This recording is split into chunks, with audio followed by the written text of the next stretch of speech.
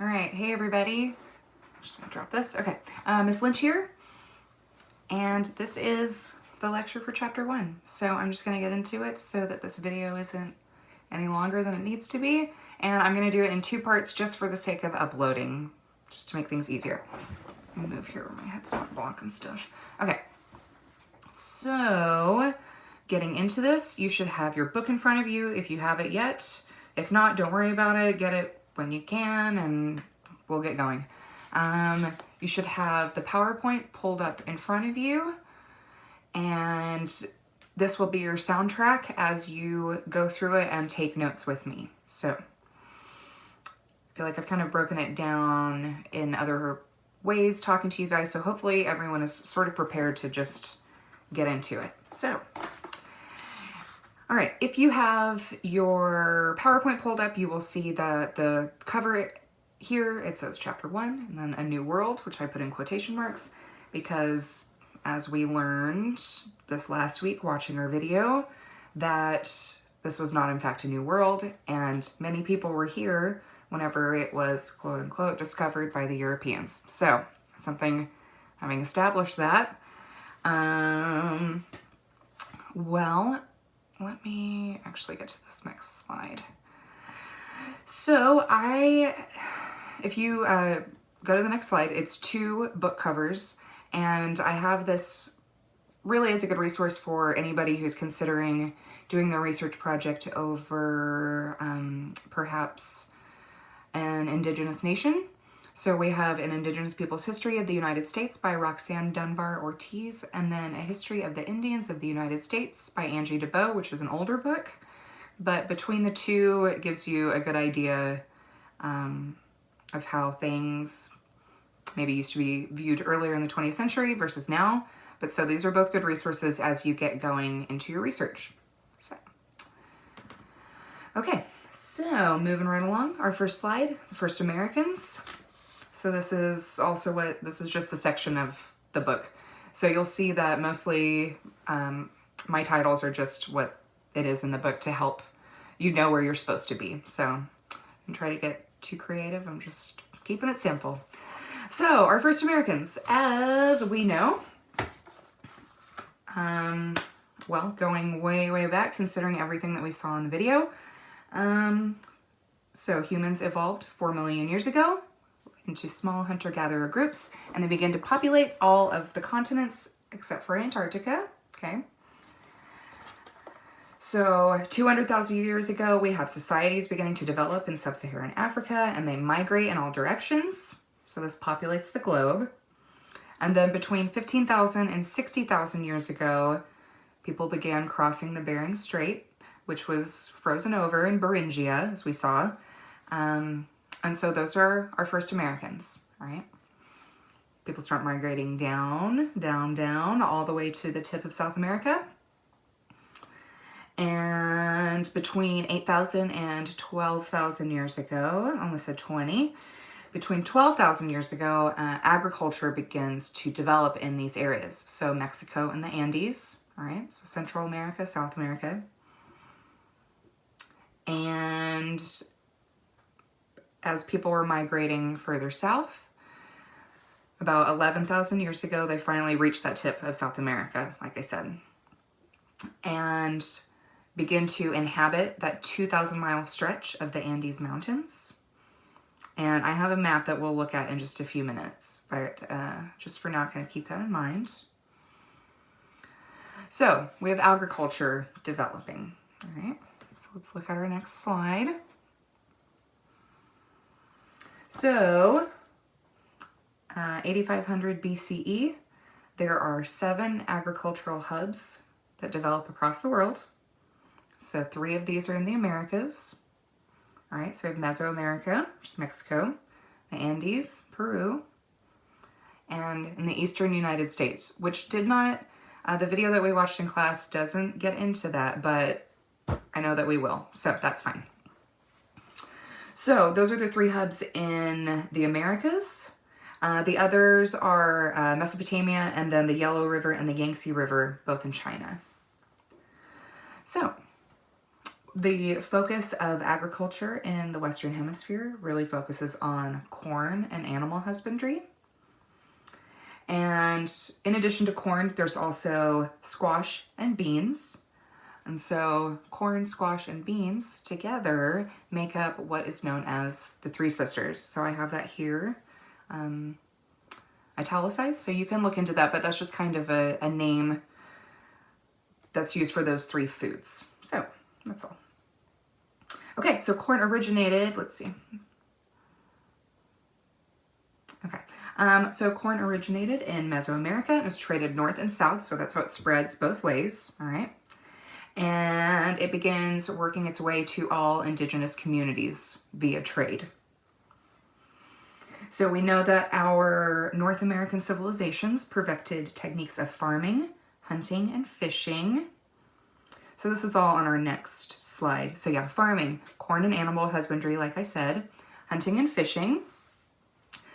They also developed political and religious systems. They had trade networks, as we saw, and there was a system of communication without writing, but still communication. All right, so moving on to our next slide, looking at North America specifically. So we have the Anasazi, who were comprised of the Hopi, Zuni, and Navajo nations that lived 3,000 years ago in what is the present-day United States Southwest. So we saw that. And let's see, they thrive, or the pinnacle of this civilization was between 900 and 1200 AD. We know that this area spread as large as San Francisco. They showed that, so that's huge. That is a huge area.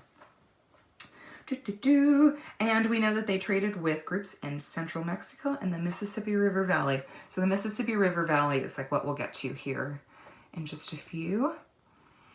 So the term Pueblo actually came from the Spaniards, right? So Pueblo Bonito. And it means small village. So there's that.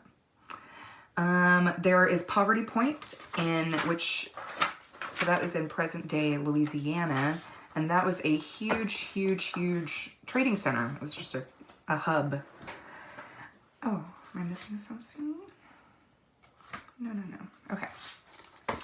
Anyway, let's see.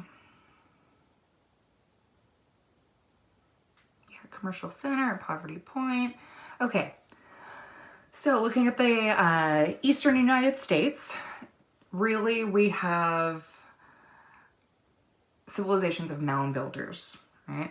So, and actually in present day Oklahoma, we have some in the eastern side of the state near, oh no, I'm blanking out. Hugo, that side. Oh, I really can't think of it. Eastern Oklahoma. Near like Robbers Cave and all of that. But, so we have our mound building civilizations. And the largest one that was in kind of the eastern side of North America, kind of central, was called Cahokia. And that is where St. Louis is today. So the site of Cahokia, which is this huge mound, which think of like pyramids, you know, it's gigantic. But so it is 8 miles, I think, outside of the city limits of St. Louis today. So if you look it up, you can see images of it and people standing next to little ants. But so Cahokia is developed over time.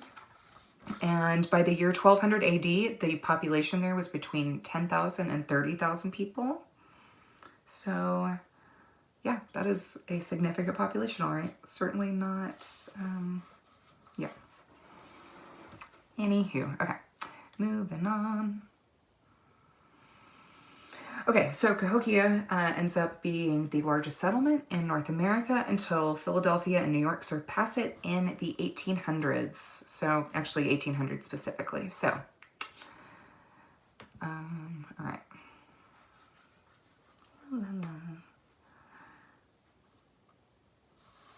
Okie dokie. So our next slide, misconceptions. So by the time Columbus arrived, that should be past tense, in 1492, the population of the Americas was actually between 40 and 50 million people. And there were 12 million alone in the Incan Empire and 250,000 Aztecs. But the point of that is that there were between 40 and 50 million people when the Spanish arrived here, okay? And as we kind of saw and have hit on a little bit, so each group had their own political and religious systems, and there were over 100 languages spoken in this area of the world. And the idea that these communities were one unified people, this comes from the Europeans, all right? So that's something that we need to deconstruct.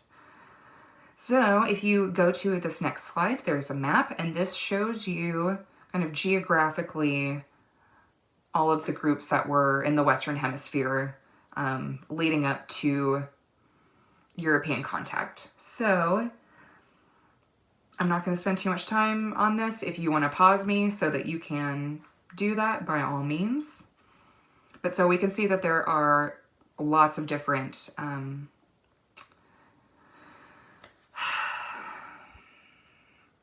regions, lots of different cultural influences based on the geography of where these people were. So very diverse is what this comes down to. So this is Western Hemisphere as a whole. And then if you go to the next slide, this is groups just in present day United States boundaries. So again, if you want to go through this, take your time and pause me. You feel free to do that. Okie dokie. So, but I'm going to go ahead and move on. All right. More quotations. Discovery. So, before the Spanish show up, we know that the Norsemen explored this area in the 10th century, and they were up in Canada, but near present-day Newfoundland, and then they eventually worked their way west and went down the Mississippi. So this has led to conversations in Oklahoma and about Oklahoma history, whether they made it here based on the rune stones. If you've heard of them, otherwise you can look them up. But these are apparently Viking runes that were discovered, again, in eastern Oklahoma, and actually near the same mounds that I was talking about. And so that has led to a discussion, but I think it's pretty much been debunked, and it was most likely people in the 1890s after the land run, at least, kind of at the latest. Anything more contemporary makes sense. But anyway, okay, so boom, we have that. Also, we have the Chinese treasure fleets, which is something that doesn't get discussed a whole lot, and I can't remember if it goes into this in the book or if I just added it a while back, but I've always had it as part of my lecture. Well, anyway, so beginning in 1421, the Chinese government began sponsoring treasure fleets to go around the world and try to, collect treasure and bring it back to the Chinese crown, okay? So, as a result of this, both coasts of, well, actually going all the way down, so looking at the Western Hemisphere, North, Central, South America, both coasts all the way down and back up, Chinese treasure fleets explored. So 1421 to 1423, really. Is that right? 1433, pardon me. So yeah, they're just exploring all over the place. So Chinese sailors made it here first. They didn't explore inward very much, but they explored the coast. There are reports in the Northeast, which, we'll get back to soon, but of a shipwreck, and then the sailors stayed and were incorporated into a local community. So, you know, that is out there. So like I said, 1421. So if you're interested in that, the book is called 1421.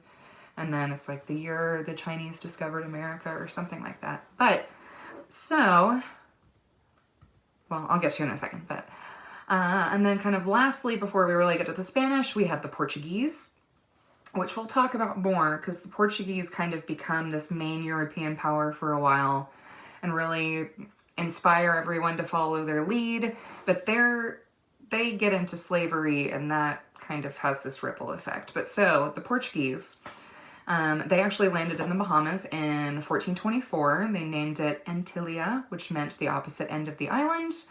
And Santanazes, I guess, please, sorry if I butcher that. I feel like I probably have always, but it means Satan's Island. So, Portuguese I even did it, I'm sorry, landed at the Bahamas prior to the Spanish. So, then let's look at these next 3 maps that show just those things. So, first one. This is the Nordic map. It's a little hard to see, but if you look at that bottom line, that is the US-Canadian border. Okay, so then if you're just looking up, you can tell that that's Canada, and then it goes, you can just see it kind of scatter, okay? If not, I encourage you to pull up a map. My map is a little too far away. Anyway, but I encourage you to pull up a map and just kind of look at that, and you'll be able to see that barrier, okay? Next map, the Chinese treasure fleets. So, feel free to pause this, go through it. I feel like I spent probably at least an hour looking at this thing. So, that's on you if you'd like to do that, okay? Next map is the Portuguese map. So, looking at this one, imagine that, let's see, how do I say this? You are facing just due west. So north would be on your right side, the south would be on your left side, and you're just facing west. So from Europe, from Portugal, looking west, that's how the Caribbean islands, or the Bahamas, that's how that's kind of stacked. It's a little hard to see, but I feel like it can make sense if you get imaginative. All right, so let's talk about the Portuguese for a second. Let me. All right. So the Portuguese, like I said, they were inspirational, however you want to take that, to a lot of other European powers. So how did this start? Well, they started establishing trading posts along the west coast of Africa. Okay, so getting into the Ivory Coast, all right? So Benin and the Canary Islands is where this started. And this was in 1485, all right? Do I have that? Yeah, 1485, all right? So west coast of Africa. Right during this time, they start buying and selling slaves. They get into slave trading. So between 1450 and 1500, so it's a 50-year time period, 100,000 slaves were sent from Portugal. Were sent to Portugal and Spain. So sorry. So from Africa to Portugal and Spain in this 50-year time period, 100,000 enslaved individuals. Okay. So, let me see if there's just anything else on that. Okay, so sorry. So, we have Diaz, who rounds the Cape of Good Hope, which is the southern tip of Africa, in 1487. So they're just starting to make their way around, all right? And then we have Da Gama in 1498, making his way to India and establishing a trading route there via water, okay? So, establishing trade, and that includes enslaved humans in that trade. But so this industry begins thriving during this time, okay? And so this is when Christopher Columbus comes into the picture. So I'm getting my notes on him. Alrighty. So these are the different spellings and pronunciations of his name. So Spanish, Italian, English. Okay. Alrighty. So we know that he was a seasoned old school mariner from Genoa, Italy. And he began his expedition, like I said, so they had established the route to India. So he starts his expedition looking for a quicker route. Okay. He begins his journey looking for silk and tea, spices, and porcelain. These are kind of the main commodities of the 15th century. And a lot of this had to do with, I mean, it's all about profit, but really they wanted to cut out any middlemen that were involved in trade before using ships. So any trade before this was going through land routes. And so there were lots of middlemen and there were lots of fees along the way. And so these people who are, you know, getting involved in these industries that we're talking about want to have the biggest profit. So this is their way to do it. Use a sea route. So, like I said, Columbus gets involved in this. Wants to cut out those middlemen, increase his profits. And in addition to that, these middlemen, this is religiously fueled, okay? We're talking about Islamic nations versus Catholicism. So that's going to be a big thing for us, is religious confrontation. So just get used to that, okay? Okay, so Columbus is funded by the Spanish crown. He was promised 10% of his spoils. And so their main goal for him was to find silver and gold. Okay, silver, gold. So yeah, promised 10%. So the more he can get, just the larger that finder's fee becomes. So they leave Spain on August 3rd, 1492, and begin their journey. So that takes us to, I will always have a break slide in the middle, and it'll either be blank or it'll say questions. That's how you know that that's the halfway point. So I will stop this video and I'm going to take a break, get some water, and then finish up this chapter and post the second half of it. Okay? Toodaloo.